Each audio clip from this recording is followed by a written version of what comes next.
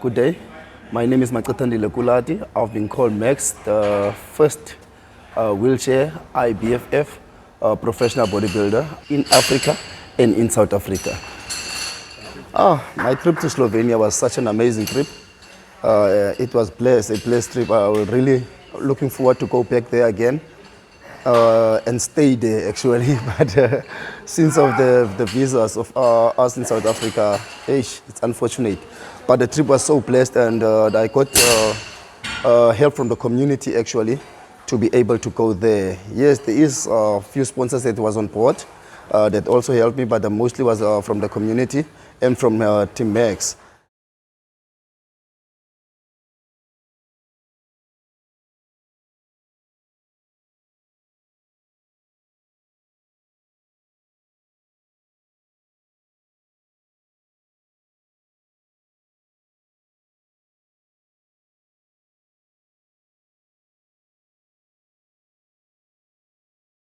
It's quite, I always say it's 100, but it depends on the mood and of the day and the body.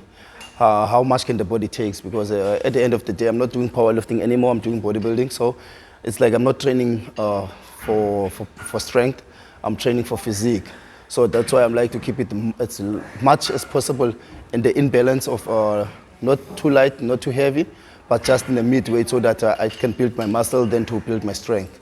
But now and then I do go for strength.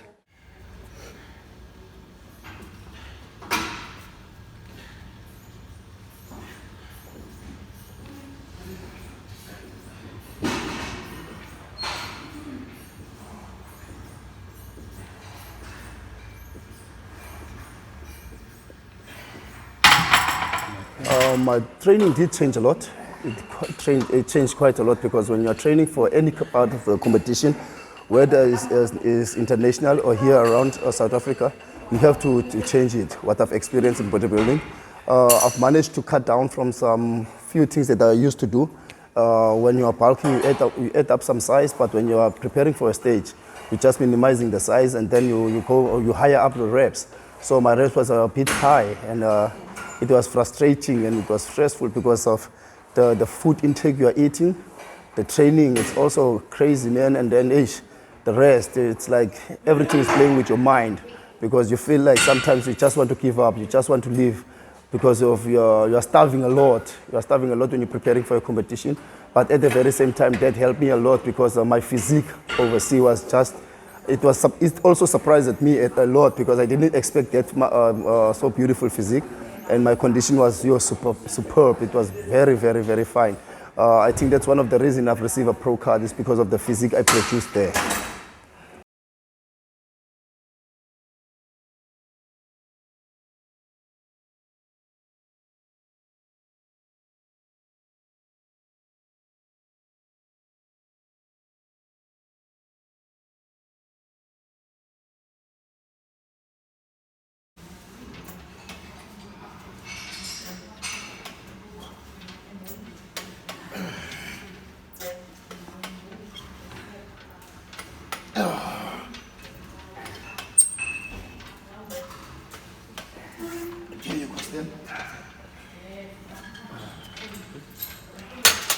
The disabled category, it's we're all falling under one lineup, and I think unfortunately I didn't have competitors as I expected, because one of the guys that I was supposed to went with to Slovenia in South Africa didn't go with.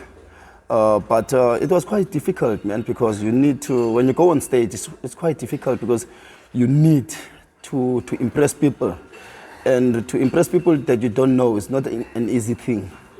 You need to make sure that whatever you are producing, those people will adopt from it, because it was a foreign country, if I may put it that way, different from South Africa, and it was my first time going there. So for them in Slovenia to see a guy on a wheelchair doing bodybuilding was quite something they didn't expect, especially more when I produced the physique that I went with to Slovenia. It was like I've stolen a show. I've stolen a show, and it was a good thing. I remember the words of Mr. Dusko, our IBFF, the whole president of IBFF, Mr. Dusko, when he was chatting on the Friday when we arrived there with our president from South Africa, Mr. Arnie Williams, that he needs me on that competition because I thought I was going to open the whole show, but they say no, he's saving me for later that day. And the whole day I was just lying down because I couldn't drink water, I couldn't eat. I was just lying down eating rice cakes. And it was like when I entered there, when I started with my warm-up, is whereby people saw me and recognized that, yo, this guy on the wheelchair is bringing something.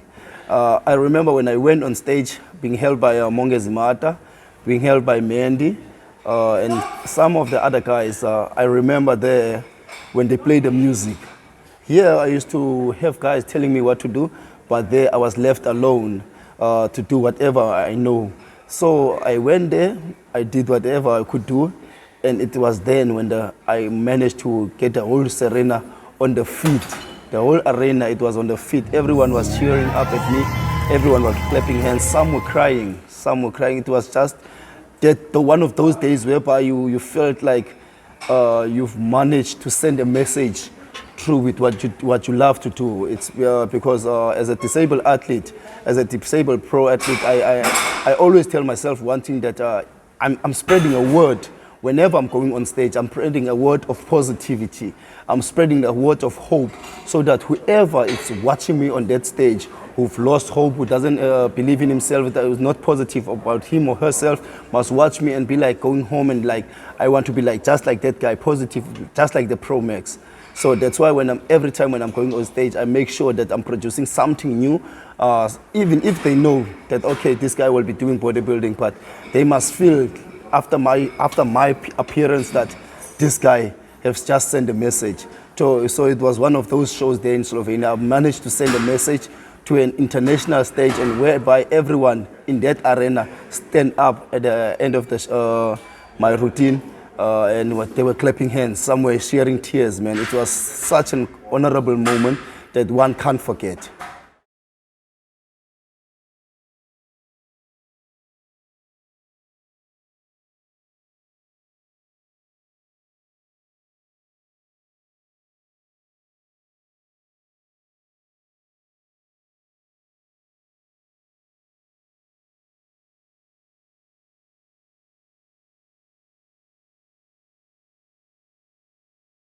When I received the first prize, it was like amazing for me when I received my pro card, because I didn't knew that I was going to be a pro, and I didn't knew that I'm going there for my pro competition, because when I was preparing for my warm-up, I saw 2 trophies for the best athlete and best of the best disabled athlete. So I thought maybe I was going to come back with two trophies, not knowing that I will receive a pro card on that stage.